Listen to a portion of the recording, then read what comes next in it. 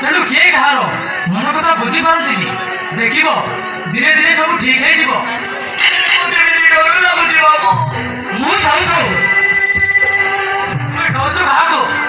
ତୁମ ସ୍ୱାମୀକୁ ପାଇବାକୁ ହେଲେ ତୁମେ ଏସବୁ ସହିବାକୁ ହବ।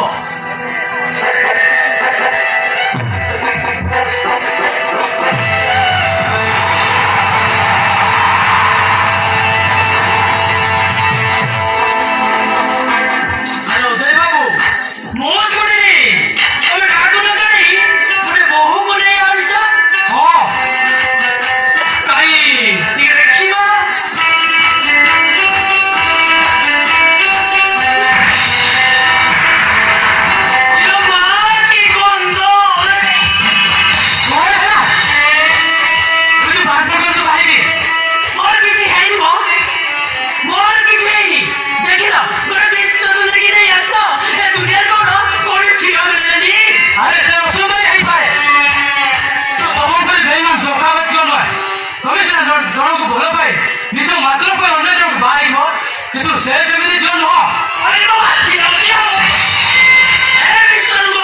এই কথা যদি কাহাକୁ କହିବୁ ତାହେଲେ ପ୍ରଳୟ କରିଦେବି। ପ୍ରଳୟ ମରି ସାରିଲେ ବିଶ୍ୱକନ୍ୟା। ଏମିତି କାହିଁକି ପାଟି କରୁଛ? କଣ ହବ? ତମେ ଗେଲା ଭାଇ ଗୋଟେ ବୋଉ ନେଇକି ଆସିଛି। ଖାଲି ସେତିକି ନୁହେଁ, ମାଛ ସାଙ୍ଗରେ ନେଇ ଆସିଛି। ମାନେ ସାବୁନ ସହିତ ସାମ୍ପୁ ବି ଫ୍ରିକି ନେଇ ଆସିଛି। ତୁ କଣ କଲୁ? ସେ କିଛି କହିବନି। ସେ କଣ କହିବ? ସେ କିଛି କହିବନି। ହ୍ୟାଲୋ ହ୍ୟାଲୋ, ଏ ଦେଢ଼ଶହ ଆସିଛି ପରା, ଟିକେ ମୋ ଦେଖେଇ ଦଉନା। ଦେଖା ଦେଖା।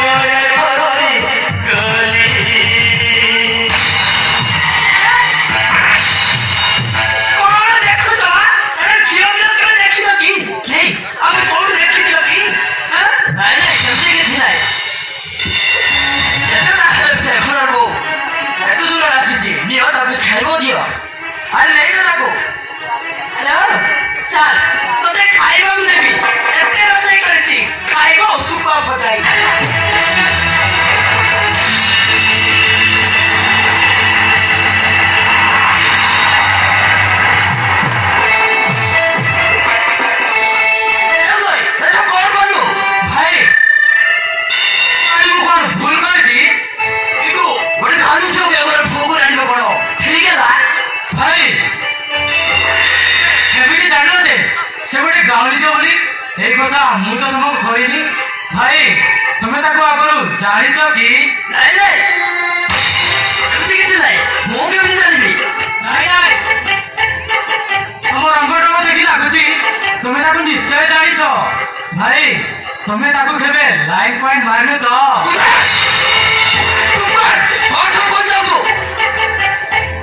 କଣ ରାଗିଗଲ କି? ମୁଁ ଏମିତି କହିଦେଲି ନା ଆଉ। আচ্ছা ভাই, সে মহশ্রী তোমার পছন্দ হয়েছি না? হ্যাঁ পছন্দ হয়েছি। আচ্ছা তুমি তো বলো। আচ্ছা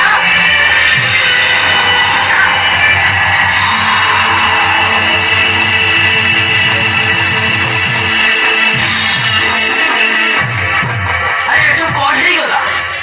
ଏ ଫୁଲକୁ ତ ମୁଁ ଭଲ ପାଉଥିଲି, ଆଉ ଏ ଉଦୟ କେତେବେଳେ ଭଲ ପାଉଥିଲା? ଯଦି ଫୁଲ ଉଦୟକୁ ଭଲ ପାଉଥିଲା ତାହେଲେ ଫୁଲ ମତେ କହିନଥିଲା କାହିଁକି?